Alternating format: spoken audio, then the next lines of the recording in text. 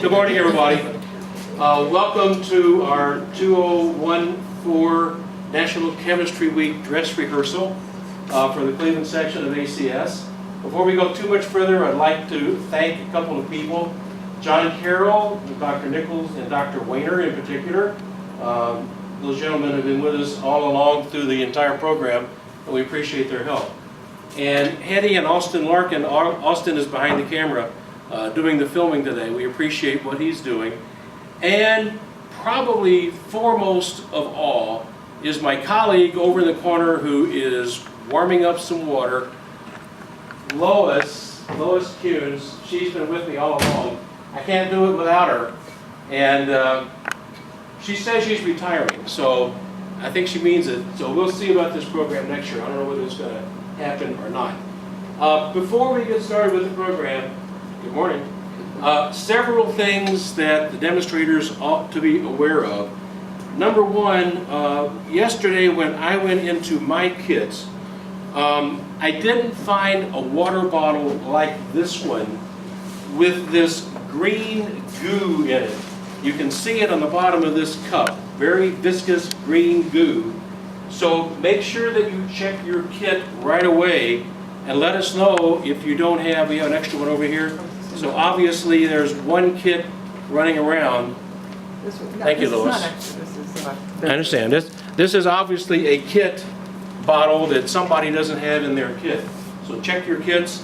There's also a little bag of calcium chloride. They put the calcium chloride obviously in the bag with the bottle and sealed it all up. I didn't find the calcium chloride in mine yesterday either, and I was freaking out just a little bit, you know, because can't do the experiment without that good stuff. Okay, the calcium chloride, when I dissolved mine, I put the quantity from that little bag into a plastic jug and added 10 cups of water. The instructions are in the script, okay? There's a script in each one of the kit boxes.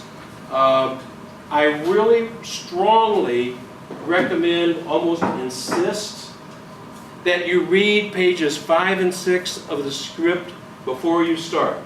There are some things you have to do at home. For example, we have one experiment that involves 4 different colored M&Ms. In your kit, there are 100 M&Ms. And you need to make sure that each student has a medicine cup with 4 different colored M&Ms in it. If they aren't different colored, the experiment isn't nearly as effective as it should be, okay? So you really want to go through beforehand, make sure you fill all 25 of these little cups with 4 different colored M&Ms. Doesn't matter which color, but each cup needs 4 different colored M&Ms in it. And then we show you in the script, in pages 5 and 6, how we ended up storing those things all together, all 25 cups, in a little plastic bag. And that works very well, but just be very, very careful.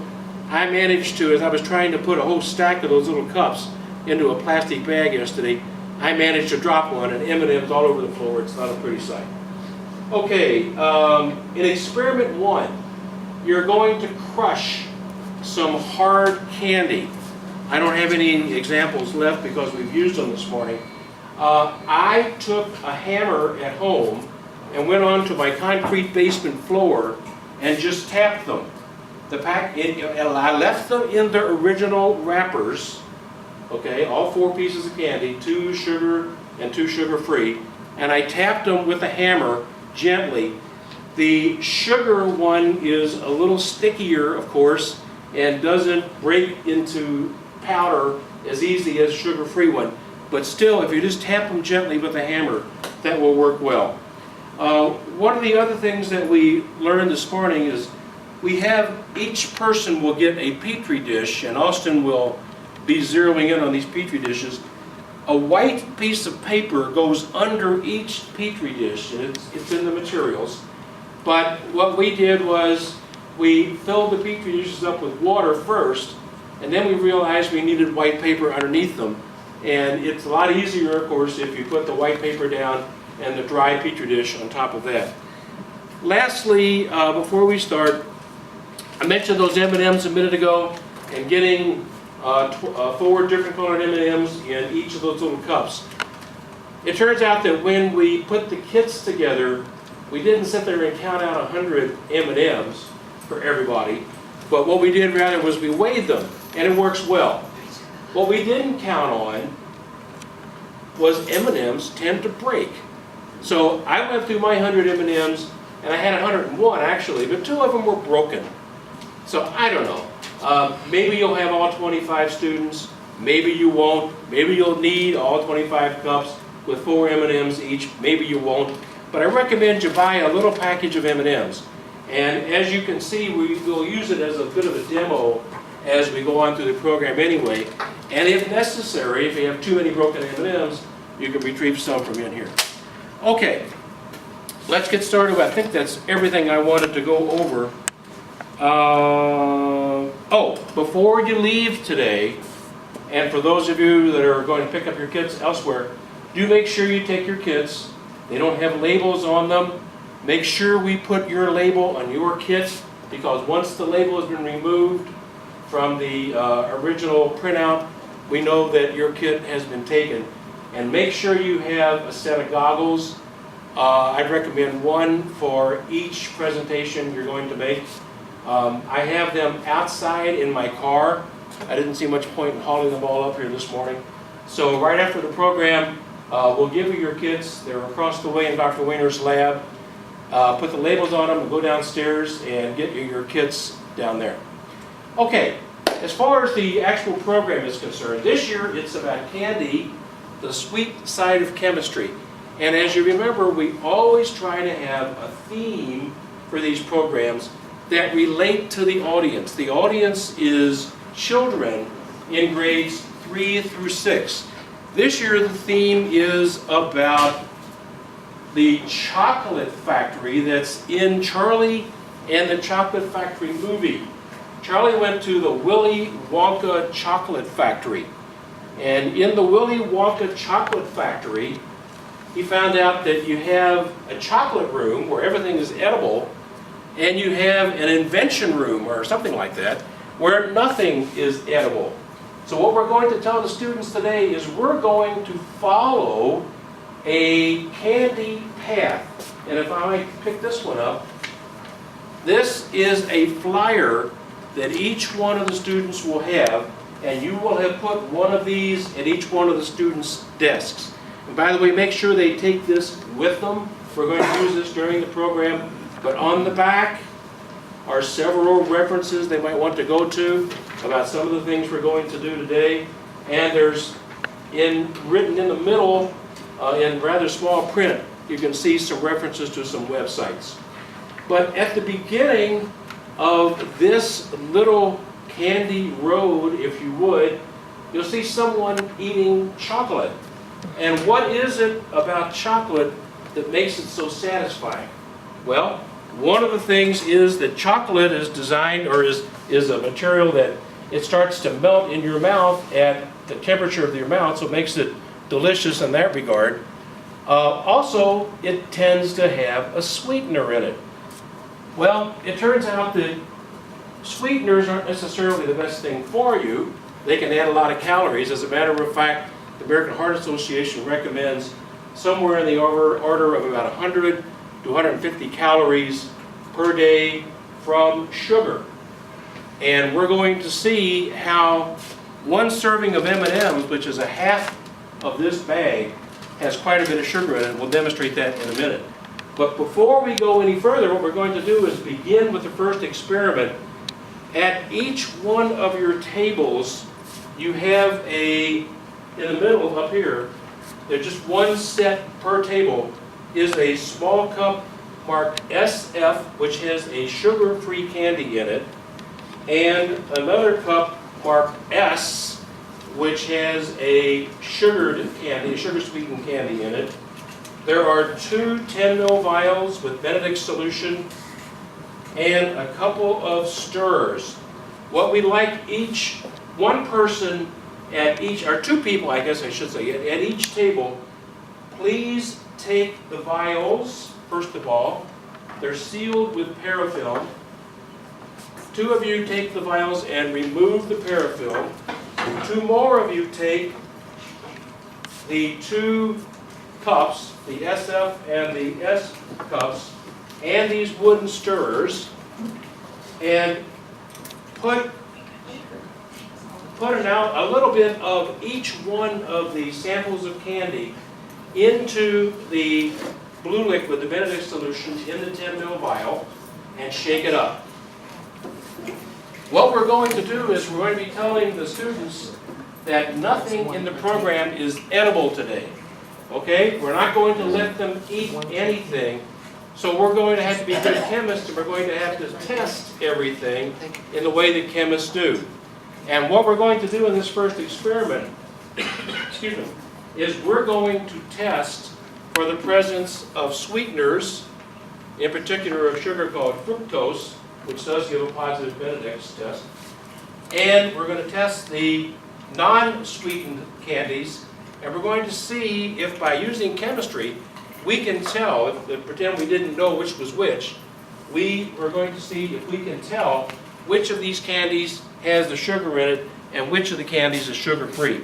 So if the people that have the 10 ml vials, if you'll put some samples, a little bit, maybe just the end of that wooden stirrer, fill it up, and put it into the Benedict solution, seal it, and those caps should, once you get them tight, one last turn should be a click, and once it clicks, you know it's tight.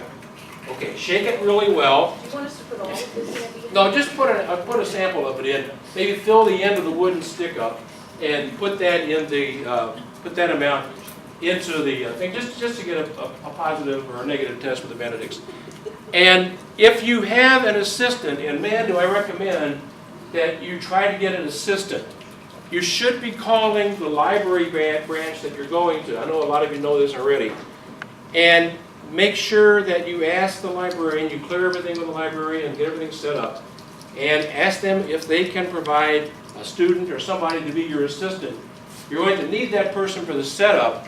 And my able colleague over here is heating up the water. Lois, you got the water hot? Yeah. Okay. But on this 1922 model, it took 5 minutes to heat it. 1922. Okay. I'm just joking. What we've told you in the script is make sure you bring along water. I've got a gallon jug of water over here. Maybe they'll have water, maybe they won't.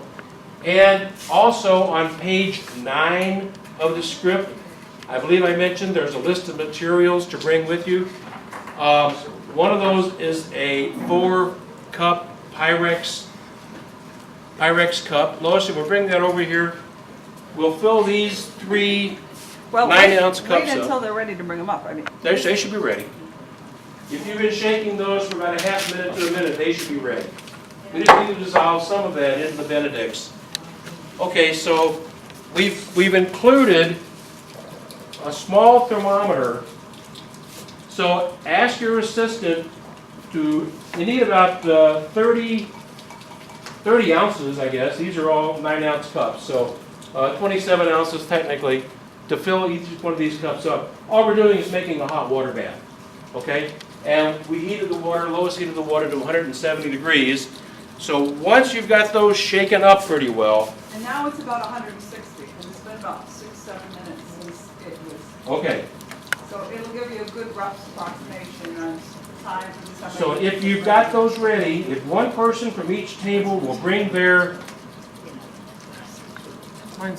vials up, we'll put them in the hot water baths, and we'll let them react for a little bit, and we'll see which one gives a positive test. Okay, Should we, like, what if you got big chunks? don't worry about it, don't worry about it. Some of it's going to dissolve, Yes, all you need it is is, some yes. dissolution. I said, but you're heating them to well above the temperature that one could expect from normal hot water. Yes. Exactly, yeah. As a matter of fact, we say in the script that if normal hot water is about 115 coming out of the tap max, use a little thermometer. Obviously, don't put the thermometer in the microwave, but use the thermometer to test the water and try to get it up to about 170. It's all in the script. Okay, if everybody would bring one person from each table would bring those vials up, put them in any of these 3 cups, and we're going to let them cook, and we'll see what happens. By the Both time the you same? They're all the same. transport it let it pour it, it's probably about 155 right now. But it will not react to 115 without a day's work of time. Well, but these are all sugar-free that you started with I anyway. would go 100. Some are sugar-free, some have sugar in them, and we're not marking them. We're not gonna have any marks on them, we're not gonna know which are which. I would go 170 before you bring it over. Okay, do we have all the vials from all the By the tables? time you do everything else, it'll probably nothing. Okay. See, Now, So can you'll you see put how all long the it candy takes. in there? Do you use some more for something else? Or Do what? do you use any more of this candy for anything else? Nope. No. Okay, so could they put all of it in there? They could put all of it in there, but they don't need it. All we're really trying to do is get enough in there to get a positive or a negative Benedict's test. Okay? All right. Now, let's let these things react for a while, and we'll see what's going to happen. Okay? They're not marked, so when you bring these up here, the students aren't going to know which is sugar and which is sugar-free, unless they really paid close attention. So we'll see what happens as time goes on. Okay. In the next experiment, we're going to move down the line a little bit on the candy road, and just beyond the person eating the chocolate is someone eating what looks to be a piece of lemon or a sour candy. So in addition to sweet candies, there are sour candies out there. And the question is, what makes candies sour? What role do chemists play in this sour business? And how do you test to see whether something is sour and how sour it is without eating it? Because remember, we're not going to allow the children, for all kinds of reasons, to eat anything. Nobody is going to be allowed to eat anything. So there are 5 cups on the table. They are marked as follows. One of them is marked ST, that has a sweet tart in it. There's one for each person, if there are 5 of you at the table. One is marked ST, one is marked WH, it has a piece of warhead candy in it. One is marked MM for an M&M, so one person should have a cup with an M&M in it. One is marked SH for shocker, and one is marked LS for lifesaver. In the center of the table, there should also be a cup with water in it. Now, do not use the A and the W cups, but there should be a big cup with water. It actually says water. Okay? And a teaspoon. All right? If we pass the cup of water around, do not use these little 4 M&Ms, okay? The cups with the 4 M&Ms are for something else. Do not use them at this point, okay? But there should be a cup with a single M&M in it someplace. sitting out loose. Sitting out? Oh, No. The little black thing is not it. Okay, all right. Okay, well, we might have missed one here and there. What's Let's that? not worry about it. What are you looking for? A cup with a single M&M in it. Okay, pass the cup of water around and the spoon, Here's one. and please put 2 teaspoons of water on top of each piece of candy. The reason that table doesn't have an M&M is because there were 6 people here. There's 2 M&Ms on this. Ah, okay. Here you go. Two. Yeah, how many? two Now- teaspoonfuls. Once you've got your 2, We don't have no. lifesaver. There's a large clear LS cup is this what it size that actually There should says be one in water. every station has. Just each take 2 person has teaspoons one. of water from that, pass it down, and put 2 teaspoons in with your candy. Put them out. Each of you has a little flimsy stirrer, so stir that a bit to try to dissolve the candy just a little bit. Do that for about 30 seconds. Stir it for about 30 seconds. Thank you. How we doing, Austin? Doing good? Okay. Stir it for about 30 seconds. If you got one person at your table, probably not a good idea. By the way, we discourage this with the students, with the kids, okay?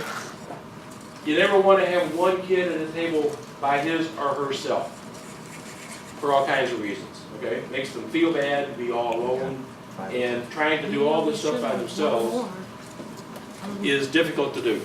Okay, after you've stirred it for a bit, Remember, the object of this experiment is to test for sourness. And what's one of the main ingredients, chemicals in this? Citric acid can be added to candies to make them sour. Now it's a question of, is there citric acid or some kind of a sour material like that in here, and how much? Each of you has a piece of pH paper in front of you, and a Q-tip. What we'd like for you to do, that's a pH scale. This is the pH paper, the little orange paper. We'd like for you to take your Q-tip, dip it into the water, get a sample of the water, lay the pH paper down on the table, and just touch the end of the pH paper. And we'll see what happens, of course, with the pH paper. All you guys, of course, are familiar with what's going on here. But there is a pH scale, 1 per table. And if you would take the pH scale and pass it down, let's get an idea of what pH you have. As far as the kids are concerned, what color they have. Or there's actually, the pH number, I guess, is on the scale. So what we like for each student to do then is to take a look at their pH paper and match it to the scale and see what pH number you come up with. Which one did you put it in? Just all of them? I mean, Each one. Each one has Check its own each one. piece of paper. You're supposed to use the Q-tip and dip the Q-tip into the solution and touch the end of the pH paper and see what happens. nothing. And then check it, compare it with your pH. Sorry, wait a minute. Let's hope all these are low pHs. M&Ms. Are we getting low pHs, There's Dave? also a little bit of a delayed response. The initial response, the paper really didn't change color at all. Hey, it's organic, what do you expect? Yeah. So, yeah, it needs a minute. It needs a minute to Yeah, start to dissolve a little, get through the candy. yeah, hopefully we've had about a minute for dissolution, at least. So we should have 5 pH. You should paper have 5 strips. pieces of pH paper. There should have been 5 people at the table, each one has a piece of candy. And each one by now has taken a Q-tip and taken a little sample from their cup and put it on the Q-tip, and you should be comparing now the pH scale color against the color of your Q-tip, and what are we getting? Bob, why can't we just dip it in the solution? Not You good. could, it's a little cleaner this way. It's not, it also just puts the dye of the pH paper into the solution. It's not what you Are we gonna use it again? No, but you still don't want to do that. Teach a proper technique. So what we're going to do at this point, we're going to ask the students if they're familiar with these candies. Have they tried these candies?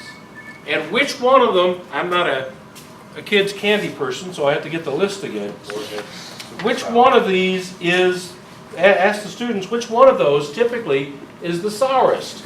Anybody have any clue which one is the sourest? Warheads. Warheads are typically the sourest? Yeah, Puerto Rico. Is that a word, sourest? I guess it is. What pH do we get with the warhead, the one with the WH? 1. 1? I hope not. 2, 3, Wow. 2 to 3. Okay, so all the pHs are below 6 or so, I hope? Okay, which one has the lowest pH? Who's got the lowest number? Who's got a 1? 1, 2, okay.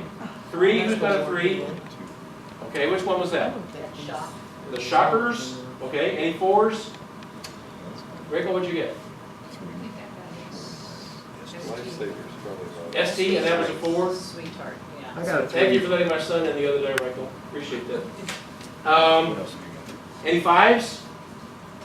This Any M&M 6s? is like a green. Ah, lots of 6s, okay. Which ones are the 6s? M&M. The coating on the M&M. The M&M? Okay. Lifesaver. Lifesavers? Kind of expect that, because those are not really sour candies, right? Quite the opposite. What's the shot? Okay.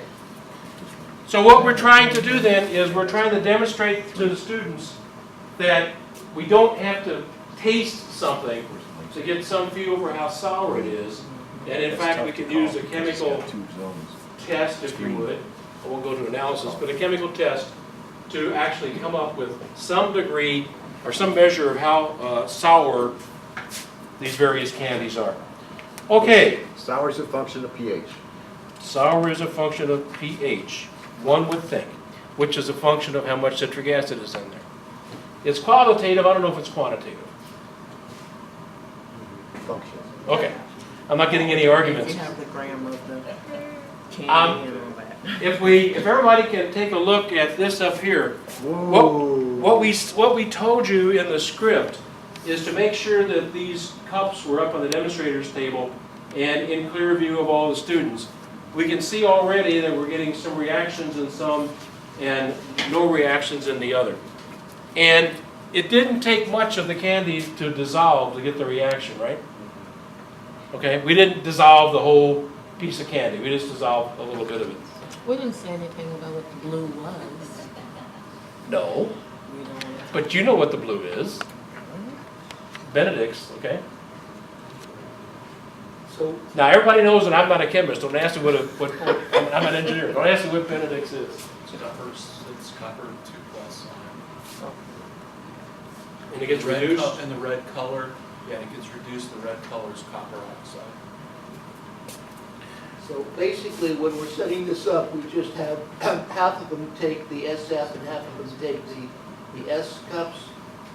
No. No. What we do is, we had one student take the S cup, another student take the SF cup, 2 students. Okay, Each one of them took a stick, a little ice cream stick. yep, 2 other students took the 2 vials of Benedict's, the 2 blue vials. okay, The second pair of students took the parafilm off of the vials of Benedict's, opened them up, and then paired up with the first pair of students to put the samples into the Benedict's. Then the second pair of students sealed the bottle tightly, and again, emphasized they want to hear that click at the end, okay? And before they start shaking it. And then the 2 students, the second pair of students, each of them shakes their vials up pretty well. And then maybe the 5th student at the table can bring the 2 vials up and put them in the. but your point is that the second pair of students don't necessarily know which cup their sample came from. That's correct. And if the students aren't paying close attention, they won't know either. I mean, if they don't look at S and SF and relate that to sugar and sugar-free, we don't have to tell them that's what those mean. We just say, oh, one is S and one is SF. What does that mean? But they can tell unambiguously which one had sugar in it and which one didn't. As long as you have a temperature, a reasonable temperature to give you a reaction.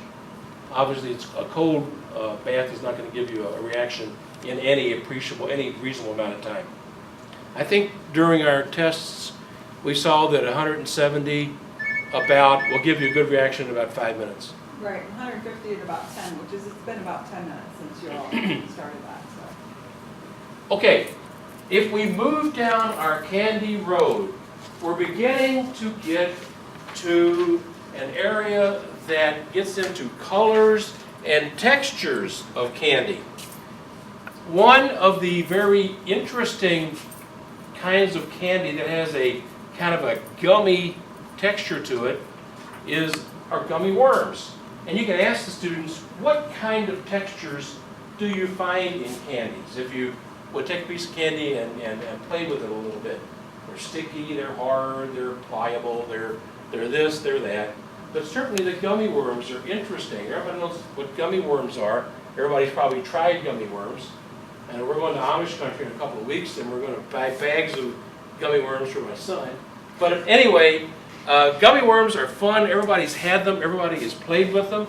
And the way we're going to manufacture gummy worms, if you would, is not the classic way. The classic way involves a gelatin or something similar to that, and it takes time to react and so on. We don't have time for that. So we're going to use an alginate solution. Seaweed, Mark? Seaweed, okay. Sodium alginate. But before we go there, we're going to explain a little bit about polymers to the students. If everybody would stand up and come over to the open area over here. This is so fun. You guys are about to be polymers. I'd like for you to form 3 lines. with the outer two lines facing each other. 1, 2, 3. This is line number 1. Have somebody in line number 2. It's a short change. Okay, that's good. One more person in line number 2. There we go. Okay, and the two outer lines facing each other. Now, people on the outer lines, please lock arms. I was one.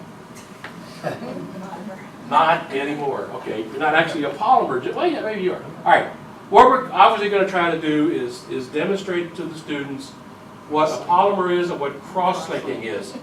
The guys in the middle are going to be calcium ions in a minute. They're going to be cross-linking. But at this point, the two outer lines, the inner line is just observing. The two outer lines, if I ask you to take 2 steps to your left, you can do that without too much trouble. You can move. And now if I ask you to go back to where you were, you can do that as well. It's not too difficult to move. Now what I would like to do is take the inner line, join hands tightly with somebody in there. You better move up a little bit, Henny. Okay. You gotta cross-link better than that. Okay, join hands with anybody. Okay, make sure you hold on tight, and you're not allowed to break the bonds, okay? Now, let's try that same movement again. Move 2 steps and hold on To the left, to the left, to the left, to the left. to the right. A little more difficult, move back to the right. And you can move a little bit, but it's a lot more difficult if you're cross-linked, right? Yeah. Okay, have a seat. Restricted molecular motion. So what we're going to tell the students is that each of them, I don't know how far you want to go with this, is a carbon atom or a calcium atom. Or just each of you is an atom, okay? And what we're going to do to make our gummy worms is we're going to cross-link a polymer. You should have at your place a cup marked W and a cup marked A.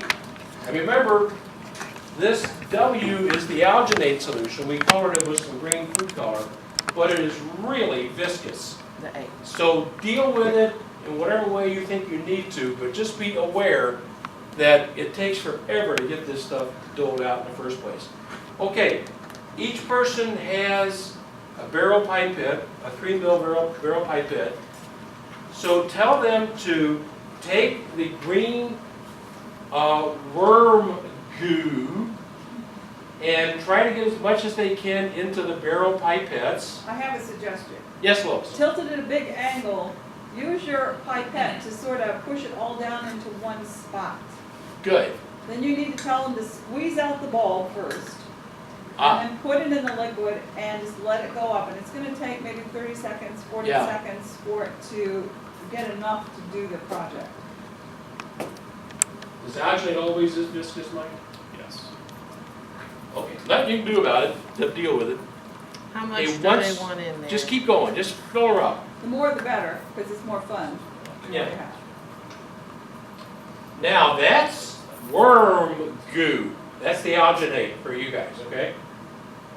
We're going to take the contents of the pipette and squirt them into the cup marked A, which for the students contains an activator. That's the calcium chloride solution, that's the cross-linker. Okay, my green is in A, but it should be in. Yeah, I goofed a couple of them up, Okay. don't worry about it. I was freaking out trying to get the stuff poured out fast enough or squeeged out fast enough. And unfortunately, I mixed up a couple of cups. So you can keep on using your alginate, use it all up, and pour it into the, or squirt it into the calcium chloride, or into the activator solution, and make gummy worms. Now, emphasize, Putting single drops in there just gives you little dots. Yeah. So Yeah, you want to make these sure are- you keep a stream going. good. Did you hear what Vince just said? You don't just put individual squirts in, you gotta put a continuous stream to get a long gummy worm. Everybody getting gummy worms? Yeah. Okay, when you finish playing, when you finish squirting the worm goo into the activator, you've got a fork. You can actually fish the gummy worms, if you would, out of the activator solution, put them on the paper towel and play with them. Well, let them touch them, but don't let them eat them. Why, will they turn green? I think so. Then we'll have little green men, little green women, It's hard to fish them. little green kids. It's really fun. Make sure you put little balls at the end. Cool, huh? I think the kids will like this. Yeah, this would be good. Yeah, with the birds. Look at Mark over there. He's Tell got me one to get 6 inches long. Yeah, 8 inches long. They'll love Who it. can Mark's make the done this longest before, poker? I'll wager. Nope. It's kind of cool, yours is pretty chunky. This would, Let's take it to the instrument and see what the elongation is. Can you stretch them a little bit too? Yeah, they do. 20%. Non-recoverable. Non-recoverable. Oh, I got one that's 1.5 inches. It doesn't appear to. And I'm way ahead of you. I'm garbling. Whoa. Super booger here. Is that cool or what? Worms. That's We can have a lot of You fun with need this. to caution the kids not to get their pipette in the activator solution, because then you get this. Oh, you get a mess. All stuff. Yeah, tell them to hold it above the solution. That's what I did.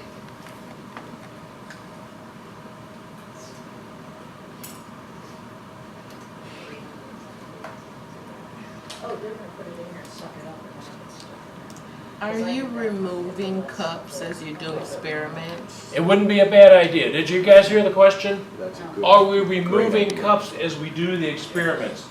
That's not a bad idea. There is a tray in your kit. We're going to use it for something else at the end, but if you are, better yet, your assistant Oh, I got it. want to actually use the tray to collect cups, and I would recommend very strongly that after they've had time to fiddle around with these gummy worms, that they actually, that your assistant come around and collect them. What we don't want them to do is take them home. They're probably edible, but, They're not sweet. oh, they're certainly not gonna be that. And they wouldn't be Tasting satisfied. back there. You either tell them that or challenge them with that. Challenge them with what? Tasting. Let's not go there. Yeah, but we have to tell them and, that. and in fact, well, for some, telling them that would act as a challenge. That's a challenge. Okay, are you guys finished playing around with the gummy worms? Yeah. Pretty cool. Yeah, what you should have, if you look in the script on page 9, you should have a bucket with you. And even though most of the library that you're going to go to or facilities will have a sink, it's still convenient to have a bucket and have your assistant run around at this point and take the bucket and dump this stuff into the bucket, and then have the assistant dump it into their sink someplace. And keep removing things as time goes on is probably the best bet. In terms of dumping it into their sink, do we have to have any, should we perhaps decant off the liquid? I mean, do we have any danger of plugging up the sink?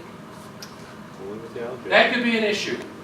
Maybe what you want to do is, once they've collected the gummy worms, is tell the assistant to take that particular batch of stuff over to the restroom and dump it down the toilet.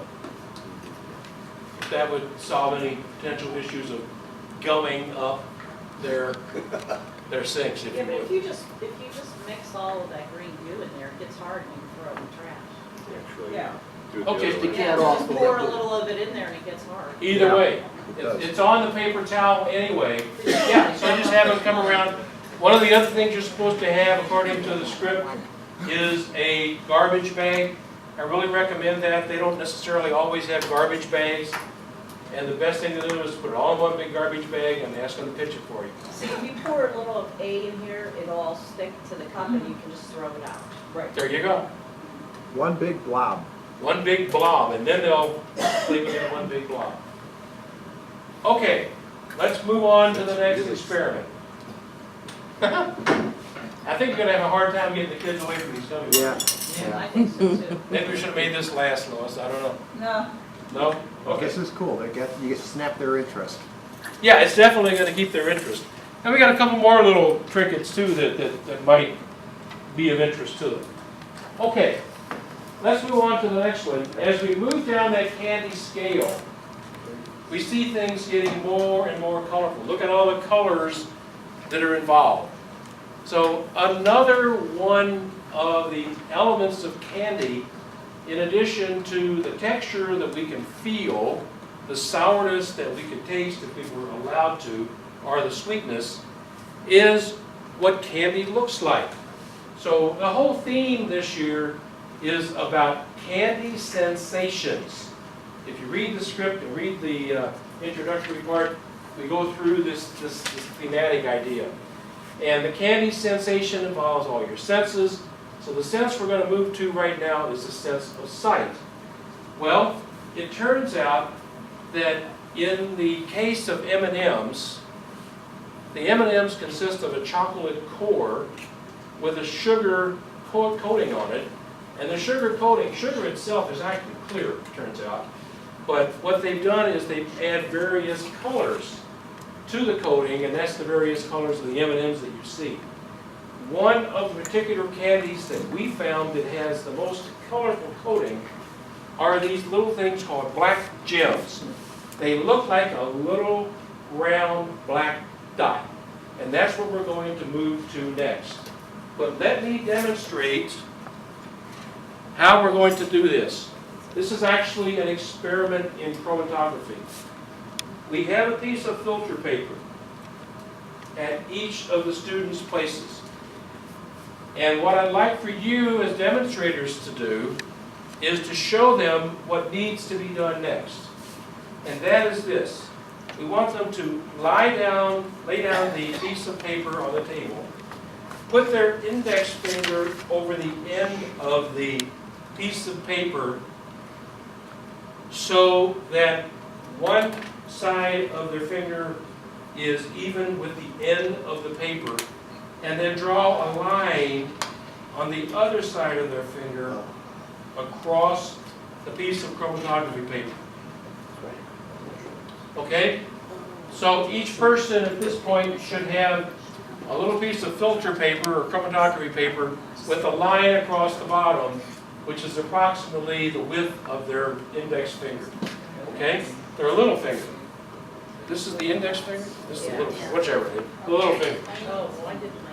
It doesn't matter, okay? Just a little line across the table, maybe, Not your thumb. not your thumb, 1/4 of an inch to 1/2 an inch up, okay? That's where we're going to place the solution that we're going to test the chromatography. Now this is kind of important. What I'd like for you to do is demonstrate this. I need for you to stand the piece of filter paper up against the side of the plastic cup marked S in front of you.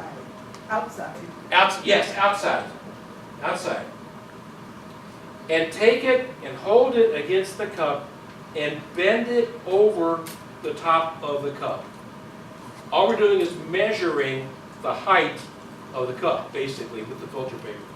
So now you've got the filter paper with the pencil side down, or the pencil mark down, and a little bend, almost maybe within an inch of the other end. Now take that little section and fold it one more time, right about in the middle. What we're doing is we're making a little hook.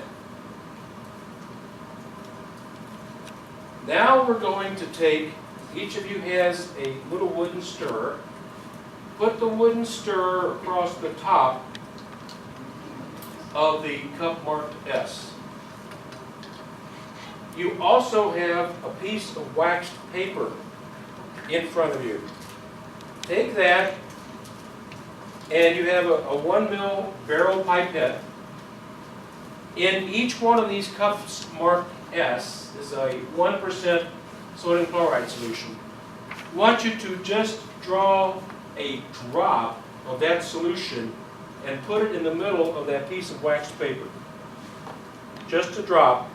and put a single drop on the wax paper, and then return the solution to the cup.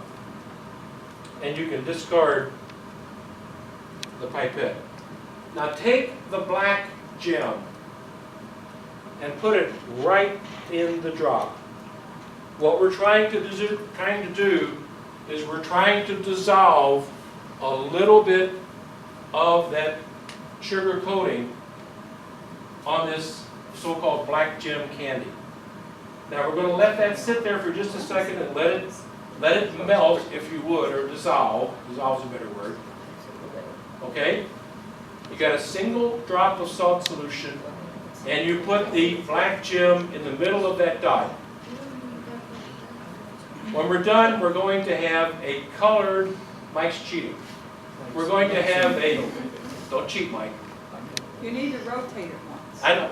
Okay. Let it sit there for about 30 seconds. Mike's got another idea. We're going to see which one works best. Okay.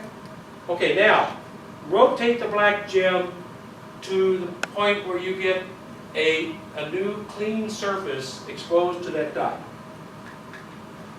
You mean in black? A new black surface exposed to that dot. It looks black, but it's actually a mixture of a lot of colors. We're getting our finger dirty here. You've got a paper towel in case you do.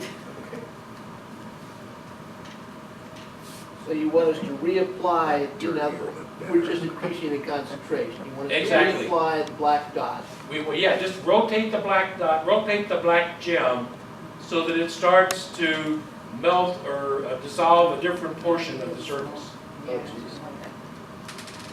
When you do that, you'll notice there's a white dot left where it was On touching. the candy. Mike's got another idea, and we'll talk about Mike's idea in a minute. You think it's gonna work better, Mike? I don't know. We'll find out. Okay. Mike, what we're doing here is we're taking that multicolored, believe it or not, multicolored sugar surface, dissolving some of it into a salt solution. We're going to put it on the piece of filter paper as a piece of chromatography paper, if you would. Then we're going to see if we can get some separation. Okay, you've got a toothpick. Take the black gem and put it aside someplace. Now you should have a little black dot of solution. Take your, A bubble, pardon me? a bubble. A bubble, if you would. Okay. Take one end of your toothpick, dab it into the bubble, and put a drop, or just touch it against the line, the middle of the line. You don't want a lot. So you don't Okay? want us to use the pipette to I get, want, you used the pipette already. yeah. Okay, now use the toothpick to get a single little dab of this stuff, one dab of that black liquid onto the middle of the black line. Now, let it sit for just a second. Let's see if we can dry it a little bit by blowing on it. You don't need a lot. Okay, let's repeat that process. Let's get another little dab of that black solution and put it right over the first one. Same spot. This is so much fun. Now let it sit there and dry out just for a second. I have a tiny little dot, probably not more than 1/16 of an inch in diameter. That's okay.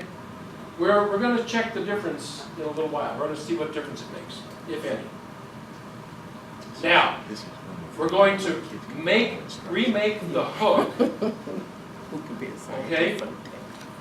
And we're going to suspend this piece of paper into the salt solution. Now, we notice that some of these cups have a little rise in the center. And so the salt solution is off to the side. Make sure that you arrange your piece of chromatography paper so that it is in contact with the salt solution. Hang it over the top and suspend it into the salt solution. In the instructions, it tells you to put a teaspoon of water into that, of the salt water into the large cup. We noticed on some cups, there was still a little empty spot in the middle, so maybe 5, 6, 7 more drops or something needed to cover that bottom, so you actually have liquid when you put that paper in there. But it doesn't take much. So you should have the bottom of the paper with the pencil line, that bottom, that end, in the salt solution. Now, you know what's going to happen. We're going to get color separation. Children don't know that, but that's what's going to happen. And we're going to move to the next experiment while that thing is doing its thing. We call that the many colors of candy. Okay? Okay, Yes, sir. okay. Oh, okay. If I can direct your attention back to the front table again, you'll see that we are getting the brick red copper tube, Copper one. copper one precipitate. And obviously then, what we can tell the children is, this is a chemical way to determine whether or not there are sweeteners in the candies. If it turned red, it had a form of sugar in it. If it didn't, it had no sugar or it was sugar-free. So the blue ones were sugar-free candies and the red ones are candies that had sugar in it. One last comment about that first experiment that has to do with the Benedict solution. Here is a bag of M&Ms, of course. It says on the package this has 2 servings in it. So if you can imagine half of these M&Ms, this little bag of sugar is 31 grams of sugar. That's how much sugar is in 1 serving, 1/2 of this bag. Did you make that or is that in your kit? It's in the kit. Okay, good. So we might want to demonstrate to the kids that they're eating a lot of sugar when they're eating candies with sugar in them, especially this kind. There's actually a table in your script that gives you some idea of how much sugar is in various sweetened candies. Okay, the next experiment has also to do with sight and with the colors of candy. Now let's go to that little cup that has the 4 M&Ms in it. Very gently take the paper that's under the Petri dish and pull it to you. That Petri dish is almost full of water. Heidi, how far did you fill those? About 1/8 of an inch from the top? Yeah, about that. A little more than half. Okay. What we're going to do is a very interesting experiment that we got off of an Australian website. Credit to them. We're going to take the 4 M&Ms and we're going to put them maybe 1/2 an inch from the OD, from the outer rim. Listen to me now. 1 at the top, 1 at the bottom in the water, 1 on the right, and 1 on the left. Now, before you do that, before you insert the M&Ms into the water, make sure that you insert the M&Ms into the water with the M facing up. Okay, so take your 4 M&Ms, put them into the Petri dish along the 4, about 1/2 an inch from the rim, Floats. top, shouldn't float. It's floating. Floating? Yeah. Mine does a little. Less water if it's Yeah. There's some error when they encapsulate it, probably. You can use your spoon to do that. The orange one's saying. I have one that Green just and broke. red aren't. Another way to describe it would be to say 12 o'clock, 3 o'clock. If you just. Well, 6 kids- o'clock. Kids don't know digital, know how to read clocks, they're only digitals now. We'll We challenge. need to have the M&Ms covered. If you don't have enough water in your Petri dish to cover the M&Ms, let me know right now and I'll bring it around. I'll bring Actually, you some just more water. wetting your finger and dipping it on top of the We can M&M do that. helps. a lot. Anybody else want more water? Little bit. I don't want to disturb it too much. Bob, why'd you take it off the paper? Why did you take food? And I think it's disturbed The too much. Petri dish. That's a bad idea, put water back No, in. you said slide the paper What we toward want you. to do What we want to see do the color is on the make light. sure I you misunderstood. tell the kids, do not shake or rock the tables. It's really important to let these color zones form Yep. on their own This is cool. without rocking the I table. took mine off Now, paper. at this point, we're talking I about misinterpreted. the fact that the candy coating, the sugar coating around the M&Ms has various colors. You have 4 different colors in yours. That's cool. That's What what's do you supposed to think is going to Put the M happen on top. once those sugar coatings dissolve into the water? What do you expect to see when it's all done? You're gonna get a multitude of colors and black. 4-color pinwheel. It's all gonna blend together, right? Well, maybe. In the middle, it should all. Shouldn't we see the chocolate middle? No, I'm talking about this water. Oh. What color is the water going to assume? A uniform mix of colors or what? Come on, before it happens, tell me. In the middle it'll mix, Okay. in the middle, but in the sides, unless you stir it up. it should stay the same. Make sure you ask the kids that question. What do you expect to see when it's all said and done? And please don't hit the tables. They don't seem to be mixing the colors. They don't? You're right. Isn't that interesting? Yes. Don't rock the boat, guys. And my M's are floating. You're still turned out pretty good.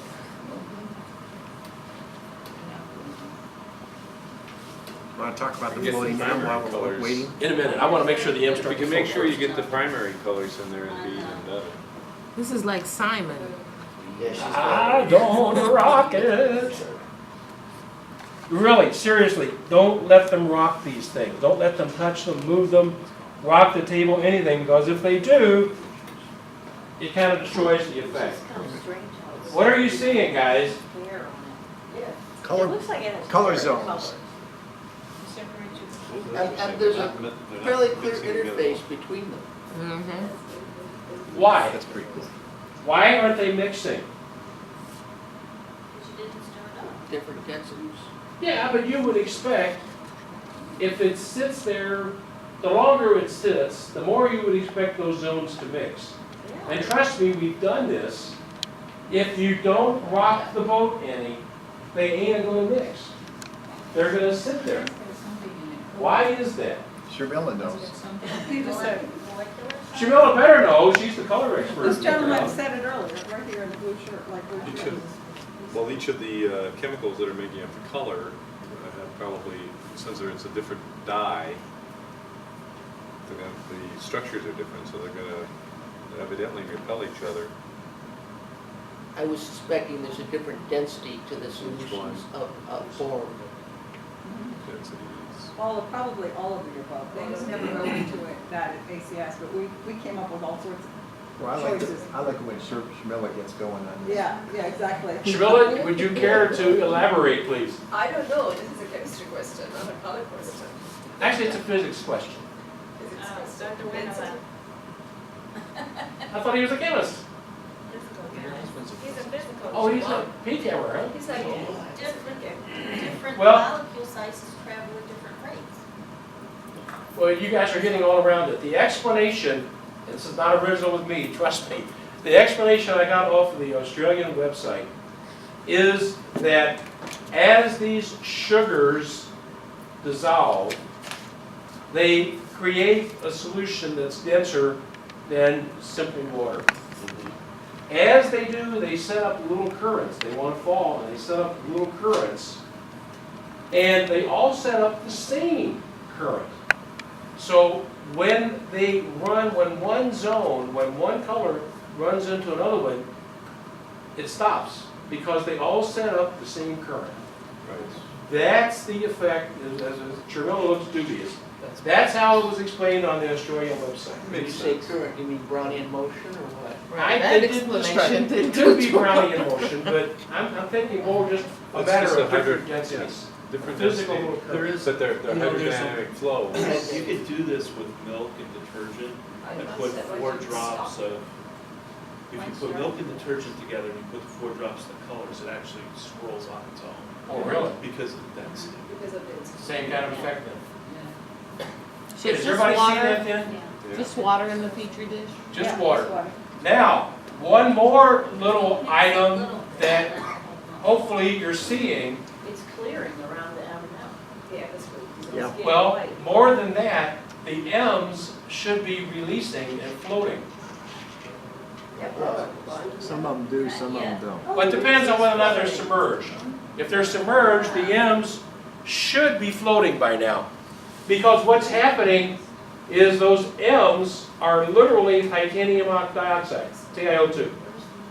Oh, Not soluble. They're titanium dioxide. So you can tell the children, in addition to all that sugar they're eating, when they eat M&Ms, they're eating the ingredients in white paint. Sand. What's wrong with that? Spoken like a true Sherwin-Williams Rebecca. You know, mine are mixing now. If you let them sit forever, they will mix. But, you know, a good comparison to this would be, what if you took the same thing and put 4 drops of food coloring?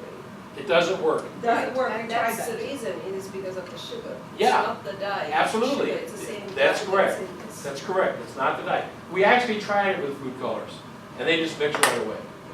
But it's because of the presence of the sugar in different densities. Okay? We thought that was a pretty nice little experiment for the kids to look at and to play with, and it certainly gives an unexpected kind of result. I don't think certainly none of us on the committee expected that we'd have those, well, I guess we did because we had seen it. But if asked, we would have said, no, they're going to mix up. And so that's just your normal reaction, that it's going to mix together. And in fact, it does. Yeah, slowly they will. Yeah, slowly they will, just by gravity or whatever, I guess. Maybe that's the Brownian motion. Okay, so after the oohs and ahs are finished and they watch the M&Ms, the M's float off, I think it's time to move on to the next experiment. I can't get one of Hey, Bob, it's time to look at the chromatography. Ah, the chromatography. I'm picking it, oh, I got one off. I picked it off. You actually got all of the two pins? Let's go back to the chromatography. And now it's the time to see whether Mike's chromatography works better or ours. If you did the chromatography correctly, what you should see is a pink zone and a blue zone. Yep. Okay? And I guess depending on how much liquid you put in there, the bigger the blob, if you would, of zones are. So we can tell the kids that the zones actually migrate by diffusion. I suppose that's correct, by diffusion. Okay? And they must have, how come one goes further than the other one, Mike? Intermolecular forces. Intermolecular forces, that sounds good to me. Okay. Okay. How did you do yours differently? Yeah, how did yours work, Mike? All I did was I put a drop of water on the line and then took this and then just rubbed it into it. And that's how I created my spot. They look pretty much the same as everybody else's. I don't see that there's any advantage one way or the other. Yeah. Frankly, it might have been easier to do. The advantage is that there's not Right, stuff everywhere. right. Did you get it on your fingers, Mike? Like this. Yeah. No, I didn't, but they will. The kids will. Of course they will. So you can have them do it either way. Did you understand what Mike did? Mike took a drop of that salt solution and put it directly on the piece of filter paper on the middle of the line. And then instead of laying the drop and the bead on the wax paper, he put them directly on the filter paper. Okay? The issue there, I guess, is If that, that ball rolls, well, that and depending on how much liquid you've actually got on that paper, if it soaks through too much, you might not get too much dissolution. The weight of the surface onto the paper. The way we did it assures that you're going to get dissolution of that surface onto the into the liquid. If you don't put enough liquid on there, Mike, it might just diffuse out. They would put more than enough, but. Kids probably would. Okay. Going back to the M&Ms, do you want the lid put back on the petri dish after the M&Ms are applied, inserted? Actually, we should have put the M&M lid, or the petri dish back on, yes. Cover back on. But now that we have it, But have your assistant, if you had an assistant, come and get those at this point and dump the contents into the bucket. And let's continue on with the next one. I think it's just brownie and motion, and it's just slower because of the sugar. So you mix eventually, it's just much slower than you ever no sugar. So- It could be that too. Yeah. I I think think they're like circling. Good science fair project. Regardless of exactly what all effects we're observing, it certainly is fun. And the kids will probably enjoy this one as well. I enjoy it. Okay. Well, we're all kids at heart, right? I struggle. Okay, Yeah. let's continue on with our candy sensation. And the next sense we're going to go to in our final two experiments are the sense of sound. Have you ever tried a candy called Pop Rocks? Yes. Yes. Well, I you- did a few weeks ago.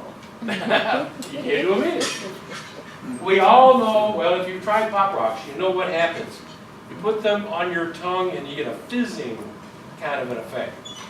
We have under a piece of wax paper, we have a cup marked P, and we also have a cup marked W. All we're going to do with this experiment, since we can't eat the candy, we're going to simulate what happens in our mouth by simply pouring the water onto the pink crystals in the cup marked P, and then if everybody is nice and quiet, we're going to listen to the sounds that we get. So go ahead and dump the water in. Oh, you have the green one. You got it green? They're pink and green. Oh, okay, pink or green. Sizzles, but it doesn't smell like bacon. Not green. They can make it. Sweet smell, actually, sweet. Very sweet. Oh, you can smell it. It does smell. We get close enough. So what's happening, gang? What's happening physically? It certainly isn't a chemical reaction. What's happening physically? Air pockets. It's dissolved. Yeah, the manufacturer is, Popping. yeah, during the manufacture of the candy, they actually make candy under a high pressure, and they dissolve CO2 or air in the interstices of the candy. And as it hardens, it traps air bubbles or air pockets, whatever, in the candy. And then as you put it in water or you put it in your mouth with the saliva, that melts the walls around the cavities where the gas is, and the gas under pressure literally explodes. And that's what you're hearing with the Pop Rocks. So it's CO2. Is the sound loud enough so the kids are going to hear it? Yes. I can hear it from over here. Okay. Yeah, they can hear better. Well, you have good hearing. What kind of gas, Bob? It's either air or CO2. If I was making the Oh, it's candy, CO2. I'd just use air. It's CO2. You know for a fact it's CO2? Pardon? You know for a fact it's CO2? Absolutely. Why use CO2 when you can use air? Well, would Air that make doesn't a sound? compress as well as the CO2. Well, you wouldn't have any oxygen, well, you still have oxygen, but probably less reactive. Whatever, okay. Candy. If you say it's CO2, I'll buy that. It's CO2. Okay, Yeah, 'cause you have a little bit like puffing. Finally. There is a, finally what? Vince's favorite. Vince, you ought to take this downtown and do it again.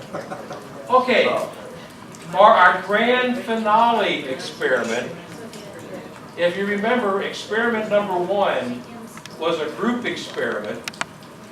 Everything else has been an individual experiment. Every student did it. For our finale, we're going to go over next to Austin.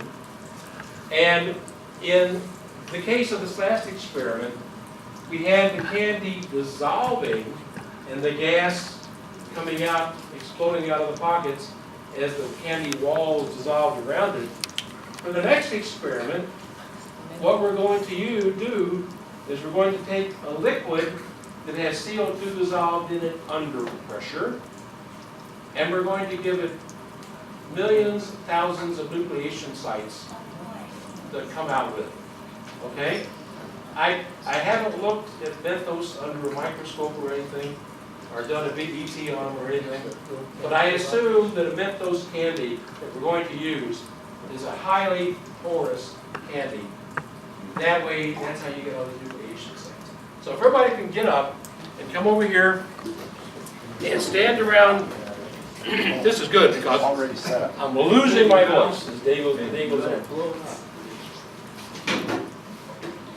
Let's move down in front of the table here, down this way so everybody can see.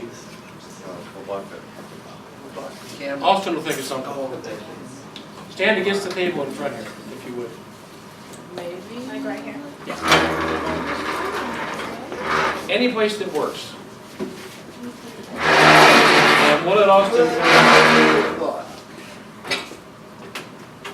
Austin, can you get this in? Any issues?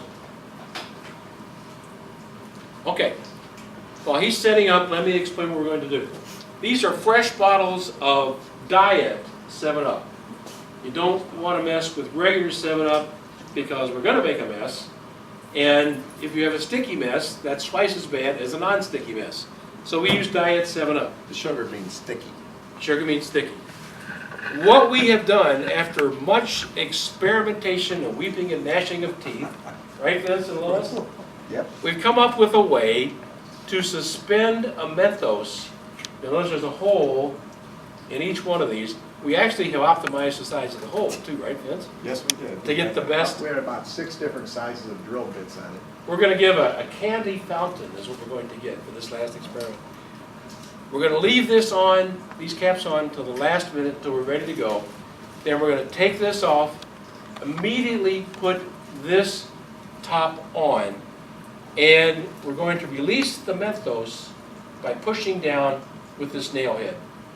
Now, one thing I would caution you is in the script. Again, read pages 5 and 6 for the setup. This is real simple in concept, right? But if these things come loose, the glue is doing its thing. Notice I'm almost ready for the Mentos to fall out. We've had so much trouble with it. If it falls out, or if they're loose in your kit, if they've come unglued, fix it. There's instructions in the kit, in the script, for how to do that. But they need to be in this shape. Okay, let's try it. See, there's already a bit of carbonation starting to come out. We'll put this on, and I probably should be leaning over already. Don't get over it. Squat, don't lean. Watch your eyes. Wearing goggles rather than. Yeah, why are you sunglasses. wearing goggles? Obviously, I'm wearing goggles. Oh, okay. Okay, here And we then go. we're going to take, take the camera, Charles. and we're going Here we to, go. Release. that's called a candy fountain. And if you notice, if you use the tray that's in the kit, it contains the liquid pretty well. Actually, that was almost kind of a dud. We've had these things up about 2-3 feet. I I know. was gonna say, a I was smaller very disappointed. pool would, You can get that Don't from trust me, West we've been Chicken. there, okay? Who wants to do the second one? go ahead, Bella. Greg. Bring your Come on. in there. Go ahead, Bella. Do it. Do it to it. All right, move the old one out of the way. Yeah, because Queen Sia was in Just the- set it off to the side, really. It's It's okay. enough. Okay, here we go. I shall assist. You got 2 in the kit just for kicks. Or just for squirts, I guess. I don't know. How tight does We've this never have to tried be? it before. And that's Maybe one not. time. Just be careful, guys, because if that thing comes off while you're doing it, you're going to have a handful You're gonna take a of bath. Shower. You might want to be sitting it down on that thing When you put the lid on, you'll be down. when you Okay. put the lid on. Poke it pretty good. Oh, that's a real dud. Oh, No, it's just taking a little bit to get going. Now, When I was doing it at home, these suckers they will become move. about 6 inches. Yeah, yeah. You know, I'm wondering whether or not that Mentos is hygroscopic. Probably. I'm wondering whether it picked up a lot of moisture along the way. So Or buy the glue Mentos and blocked put up some fresh of the Mentos in. nucleation sites. That's your option, If you want to buy a tube of Mentos at Walgreens or something, and definitely the day before, not the day of. If you want to replace those the day before, make sure you follow the instructions in the script and put a fresh Mentos in there if you care to do that. Can't we just drop on it? You can drop it and run, that's what you have to do. It's not gonna shoot. If you just drop it, wait a It's a minute. small No, bottle. it doesn't work, because if you just drop it in, if you remove the cap and just drop it in, this is gonna go. It's just You need the too hole, wide, To If give you wanna a- get a height. Like the I said, hole we forms a had- nozzle, basically. and you're forming pressure, yeah. Yeah. Yeah. So you Have need, you ever How old done were it with these the 2-liter Mentos? bottle? Oh, yes. No, it's I've we a- got- haven't I've because, done it, well, I know here, but I mean, I've done it, Yeah. we took it outside, it shot 20, 30 feet. oh yeah, if we made the holes a good deal smaller, we'd be shooting Oh, up and we didn't sealing. use, no, we just took the cap off and There's dropped a- it That's in. because you have a big There's little box. Yeah. tubes you buy You that you need can more screw onto Mentos it. to go Yeah. higher. Line up Yeah. 5 of them, pull this thing with the string and it just drops. Yeah. Really? Yeah, it's really cool. We weren't aware of that. This is what we came up No, with. no, no, but Yeah. I mean, it'll shoot high, just if you dropped one in, it'll do the same. What if you put 2 instead of 1? Higher. Because you can't physically engineer it, drop. We had a hard One enough up to time getting the one Yeah. to stay there, trust me. That's why in the script it says, No, I mean just drop it in. again, if you just drop it You gotta in, Give it a little It's- phobic. it isn't gonna do anything. It'll blow the lid. You need a nozzle, basically, that's what the Like a hole jet is. And I don't. You gotta bend It it. forms a What nozzle, did you use as a glue to stick it to the, just Elmer's glue. Just Elmer's, which has its own bit of water in it. Well, How old was so the Chanel, Mentos maybe you could that you glue just two did? together. Oh, Yeah, those- and then one I will did go those down. about, That's a good idea. maybe a total of 3 weeks ago now. See, that's the difference. So they've been sitting out in the humid air Yeah. for about 3 weeks. But they've been under cotton, wrapped in a Kleenex, inside a baggie, inside a bag. Still, I guess just the humidity that's in the air of the baggies enough. Who knows? I don't know, but I know this. I know when we did it with fresh Mentos in our committee experiments, you get at least, what, Lois, 6 inches to a foot Oh, yeah. no. with the fresh Mentos? Yeah. So, again, it's up to you. If you want to buy some fresh Mentos and remove the old ones, just be careful what you're doing. Make sure you do it the day before. Get the glue to dry well. Don't use too much or you won't be able to get it off with that nail. And don't use too little or it'll drop off prematurely. So try it, I used Make it for sure- about 4 dots right at the edge of the. yeah, right around the edge of the thing. but an alternate hypothesis might be that for some reason your pop has gone flat. That's a possibility, but I think that's a less of a variable than since it's a If they were sealed bottle. Those bottles, if you open a Marks and buy some of those bottles right now, they may have been sitting there for a month. So really, you need to buy a 6-pack and try some at home. If you really Be want to my get saucy guest. on that, If you take a like different Drill bit. drill bit Yeah. size. No, thank you, that's pretty flat stuff. Okay, if everybody can turn to their seats now, let's conclude. That's a 7/16 hole.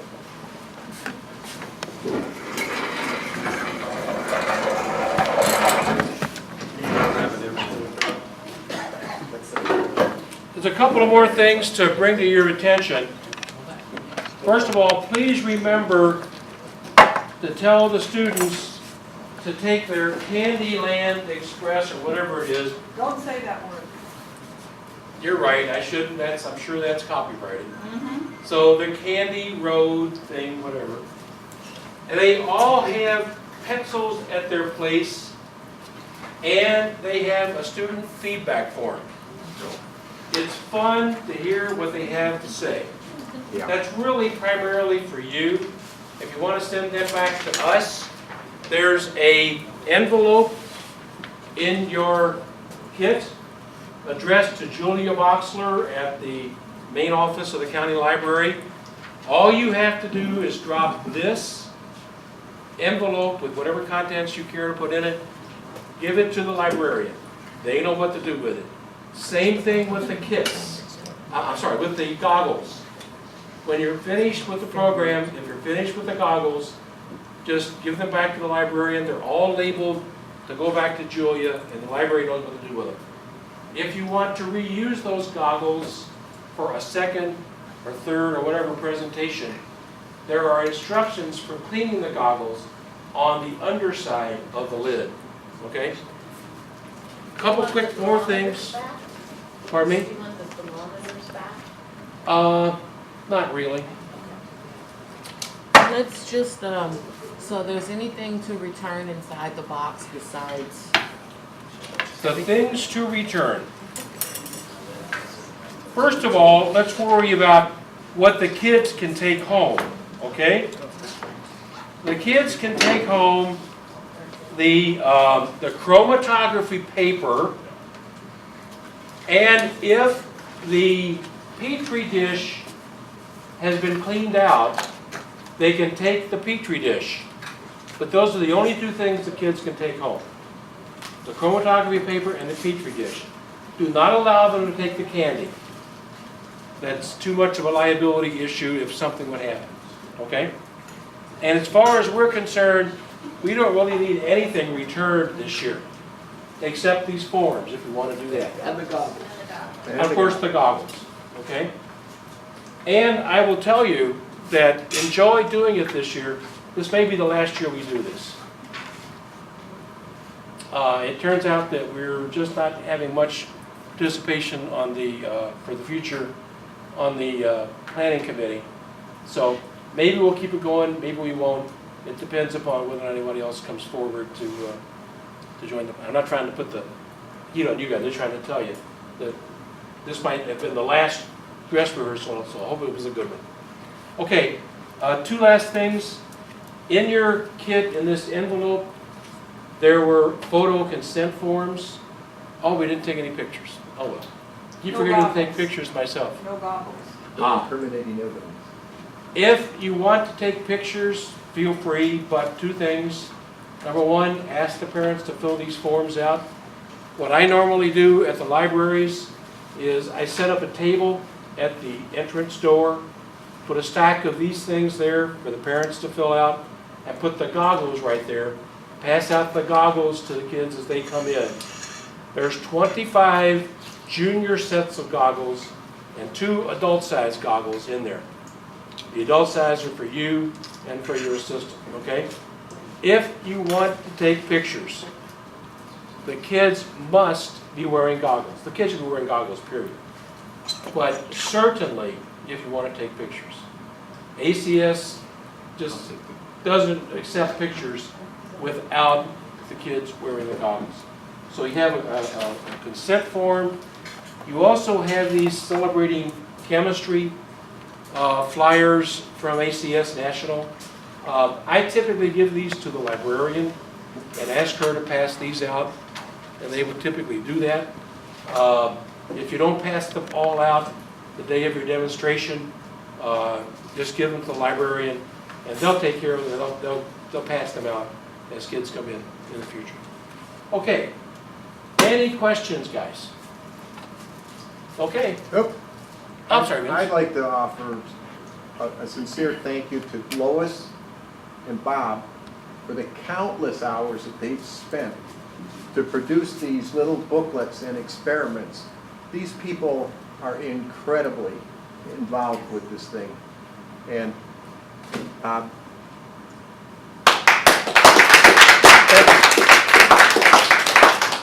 Can't do it without Lois, that's It for isn't sure. even just the booklets, just the amount of effort you guys have done for this over the last few years has Oh been my God. phenomenal. We wouldn't have this if you didn't get those people lined up to do the library. Come on. But you guys do so much work, you're phenomenal, thank you so much. yeah, special Well, thank tip of the you. hat to Sherman Williams because you have about 6 people doing performances. And I have to say one more thing too. Sharmila single-handedly, at least pretty much, has put together the contests. If you're not aware of the contests, remind, well, the kids aren't going to be aware, remind the kids that on this is our website indicator. It is